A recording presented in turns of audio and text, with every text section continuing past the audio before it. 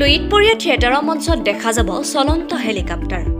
2025-26 নাট্যবৰ্ষৰ নিবেদন মাতৃৰ অভিশাপ, ৰাকা আৰু বা মই নষ্ট ছোৱালী। তামুলপুৰ জিলাৰ গোৰেশ্বৰৰ চেউনীত বৃহস্পতিবাৰে নিশা লুইতপৰীয়া থিয়েটাৰৰ আখৰাগৃহ মুকলি কৰে অভিনেতা অৰূপ বৈশ্যই। 2025-26 নাট্যবৰ্ষৰ ব্যয়বহুল প্ৰযোজনাৰে অভিজিৎ ভট্টাচাৰ্যৰ মাতৃৰ অভিশাপ, প্ৰদীপ শৰ্মাৰ বা মই নষ্ট ছোৱালী আৰু প্ৰণৱ বৰুৱাৰ ৰাকা। ৰাকা নাটকখনেৰে আখৰাগৃহ মুকলি কৰি দৰ্শকৰ সঁহাৰি লাভ কৰি উৎসাহিত হৈছে প্ৰযোজক ডাক্তৰ চাঞ্চৰাং বসুমতাৰী আৰু পুতু বসুমতাৰীয়ে। অভিজিৎ ভট্টাচাৰ্যৰ হৃদয়স্পৰ্শী নাটক মাতৃৰ অভিশাপ, প্ৰণৱ বৰুৱাৰ ৰাকা এখন কাৰিকৰী দক্ষতাৰে পৰিপূৰ্ণ নাটক, য'ত এখন চলন্ত হেলিকপ্টাৰ মঞ্চত দেখা যাব। ৰাকা কাৰিকৰী কৌশল সমৃদ্ধ নাটকখনলৈ প্ৰযোজক যথেষ্ট আশাবাদী আৰু আনখন নাট হৈছে প্ৰদীপ শৰ্মাৰ বা মই নষ্ট ছোৱালী। এইখন নাটত দেখা যাব কেনেদৰে প্ৰৰোচনত পৰি এজনী ছোৱালীৰ জীৱন ধ্বংস হৈ যাব পাৰে তাৰ প্ৰতিচ্ছবি। তিনিখন নাটকত অভিনয় কৰিব অৰূপ বৈশ্য, তাৰক দাস, গুণেন শৰ্মা, সীমান্ত কাশ্যপ, বৰজিত তালুকদাৰ, বাবলি বৰা, সুমি দাস, সুৰভি কটকী।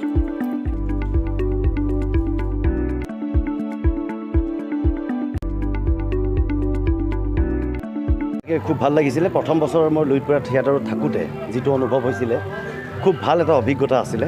তিনিখন নাটক লৈছিলোঁ, শ্ৰদ্ধাৰ অভিজিৎ ভট্টাচাৰ্যদেৱৰ মাহীমাৰ মৰম, ধ্ৰুৱজ্যোতি শৰ্মাদেৱৰ দেৱকন্যা আৰু কবিন ৰাজৰ আছিল কৰ্ণ অৰ্জুন। ৰাইজে খুব ধুনীয়াকৈ আঁকোৱালি লৈছিল। মানে অসমৰ ইটো মূৰৰ পৰা সিটো মূৰলৈকে মই ভবা নাছিলোঁ।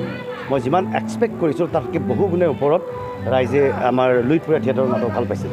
সেইকাৰণে এই বছৰো মোৰ তিনিখনমান থিয়েটাৰৰ লগত যেতিয়া কথা বতৰা চলি আছিল, তেতিয়াই মোক চাংচুৰাং বসুমতাৰী দেৱে মোক ফোন কৰিলে যে তুমি আমাৰ থিয়েটাৰত থাকিব লাগিব। তাৰপিছত মই কৈছোঁ নাই দাদা, এনেকৈ মোৰ কথা চলি আছে। কিন্তু তেখেতে মোক জোৰ কৰি পেলাই এইবাৰো মোক লুইতপৰীয়া থিয়েটাৰত আনিছে আৰু খুব ধুনীয়া কেইখনমান নাটক, কাহিনী যিকেইটা কৈছে সঁচাকৈ খুব ভাল লাগিছে। আৰু মোৰ দৃঢ় বিশ্বাস এইবাৰো লুইতপৰীয়া থিয়েটাৰৰ তিনিখন নাটককে দৰ্শকে আঁকোৱালি ল'ব। এইবাৰৰ যি তিনিখন নাটক, এখন হ'ল শ্ৰদ্ধাৰ অভিজিৎ ভট্টাচাৰ্যদেৱৰ মাতৃৰ অভিশাপ, তাৰপিছত প্ৰদীপ শৰ্মাদেৱৰ বা মই নষ্ট ছোৱালী আৰু প্ৰণৱ বৰুৱাৰ ৰাকা। তিনিটা ব্যতিক্ৰমী চৰিত্ৰ ৰূপায়ণ কৰিবলৈ পাম। ভাল লাগিছে।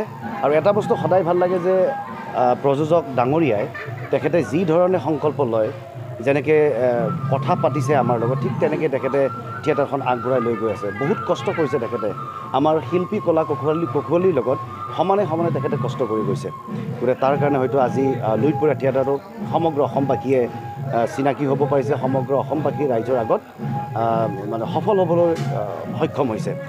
গতিকে বহুত আশা কৰিছোঁ আপোনালোকৰ জৰিয়তে সমগ্ৰ অসমবাসীক মই সমগ্ৰ অসমবাসীৰ পৰা মই আশীৰ্বাদ বিচাৰিছোঁ যাতে এইবুলিও আমাৰ লুইতপৰীয়া থিয়েটাৰৰ তিনিখন নাটক তেখেতসকলে আদৰি লয় আৰু য'তেই লুইতপৰীয়া থিয়েটাৰ যায় তাতেই যাতে আমাৰ লুইতপৰীয়া থিয়েটাৰৰ আটাইকেইখন নাটক উপভোগ কৰে। আৰু যদি কিবা ভুল ভ্ৰান্তি থাকে সেইবোৰ যোগাত্মকভাৱে আমাক যাতে আঙুলিয়াই দিয়ে, আমি নথৈ আনন্দিত হ'ম।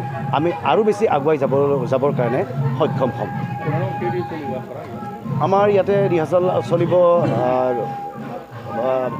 1 মাহ 15 দিনমান চলিব, 45 ডেজমান চলিব। প্ৰতিগৰাকী প্ৰতিষ্ঠিত অভিনেতাৰ পৰা দৰ্শকে এটা নতুনত্ব বিচাৰে, দৰ্শক বিচাৰে। অৰূপ বৈশ্যই বা কি বিচাৰি পাব বা আপুনি কি দিব চেষ্টা কৰিব? মই প্ৰতি বছৰে মোৰ কি বুলি ক'ম, মোৰ এটা লাগ বুলি ক'ব লাগিব, প্ৰতি বছৰে এটা নতুন নতুন চৰিত্ৰ ৰূপায়ণ কৰিবলৈ মই সুযোগ পাইছোঁ। এইবাৰো যিখন নাটক ৰাকা, তাত এটা নতুন ব্যতিক্ৰমী চৰিত্ৰ আছে, চেলেঞ্জিং কেৰেক্টাৰ আছে। গতিকে সেইটো এটা চৰিত্ৰ মোক প্ৰণৱ বৰুৱাই ইতিমধ্যে যিখিনি কথা কৈছে, এটা সাংঘাতিক চৰিত্ৰ। দৰ্শকে ভাবি থাকিব মই বহুত এজেড কেৰেক্টাৰ কৰিম, ঠিক তেনেকুৱা এটা নহয়, এটা ছাছপেঞ্চ থাকিব নাটকখনত। গতিকে ৰাকাৰ চৰিত্ৰটো মোৰ এটা প্ৰত্যাহ্বান আছে আৰু অভিজিৎ ভট্টাচাৰ্যদেৱৰ সদায় এটা ব্যতিক্ৰমী চৰিত্ৰ মই কৰিবলৈ সুযোগ পাওঁৱেই। তেখেতেও এটা চৰিত্ৰ মোক দিছে। এইবাৰ মই প্ৰথমবাৰৰ বাবে অভিনয় কৰিম আমাৰ প্ৰদীপ শৰ্মা ডাঙৰীয়া, তেখেতৰ নাটকত মই প্ৰথমবাৰ অভিনয় কৰিম। আজি এটা সংলাপ মই গালোঁ তেখেতে, গতিকে সংলাপটোতে গম পাইছোঁ মই হয়তো পুলিচ অফিচাৰ হ'ম, এটা সুন্দৰ পজিটিভ পুলিচ অফিচাৰ। গতিকে আশা কৰিছোঁ দৰ্শকে ভাল পাব। এটা সংলাপ শুনিব পাম নেকি? মই তেতিয়াহ'লে লুইতপৰীয়া থিয়েটাৰত এটা সংলাপ আছিলে মাহীমাৰ মৰম নাটকখনৰ, গোটেই অসমবাসীয়ে খুব আদৰি লৈছিলে। তাৰে এটি সংলাপ মই কওঁ। তোক মই বহুত ভাল পাইছিলোঁ মা, সেই ভাল পোৱাখিনিতো মিছা নাছিল।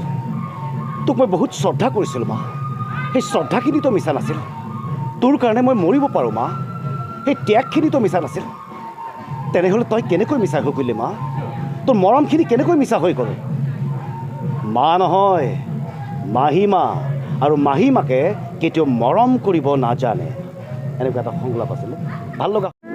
অভিনয়েৰে মন জয় কৰিবলৈ চেষ্টা কৰিম, আশীৰ্বাদ ল'বলৈ চেষ্টা কৰিম। যিহেতু ভ্ৰাম্যমান জগতৰ মোৰ দ্বিতীয় বৰ্ষ, প্ৰথম বৰ্ষ 2023 আৰু 24 বৰ্ষত মই কহিনুৰ থিয়েটাৰৰ সৈতে চুক্তিবদ্ধ হৈ আছিলোঁ আৰু ৰাইজৰ খুব মৰম আৰু আশীৰ্বাদ বুটলিবলৈ সক্ষম হৈছোঁ তিনিওখন নাটকতে।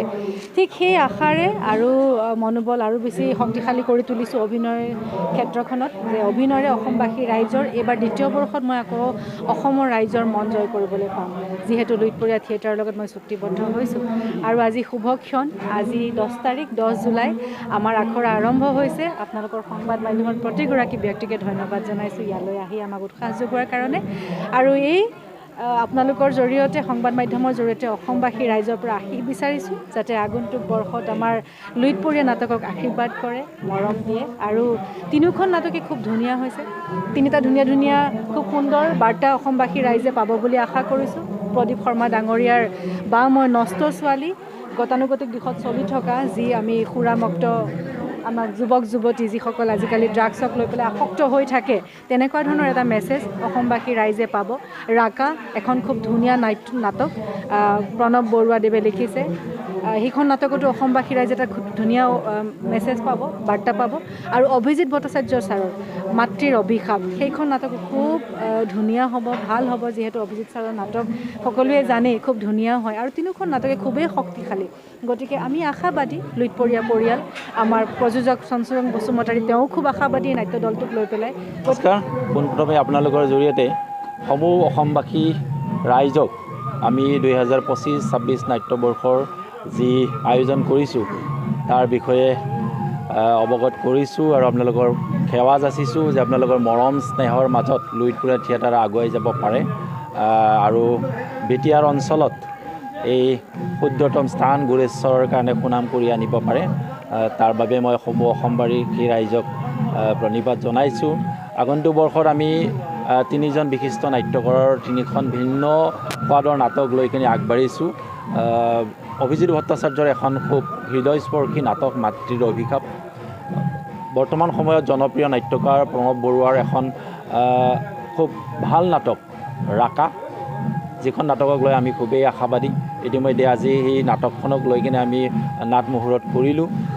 নাটকখন ইতিমধ্যে আপোনালোকে গম পাইছে কেনেধৰণে হ'ব, চমু আভাস আপোনালোকে লাভ কৰিছে। আমিও খুবেই আশাবাদী এই নাটকখনক লৈ কিনে। অসমত কেইবছৰমান আগত হৈ যোৱা এটা বিশেষ ঘটনাৰ আলামত এই নাটকখন ৰচনা হৈছে।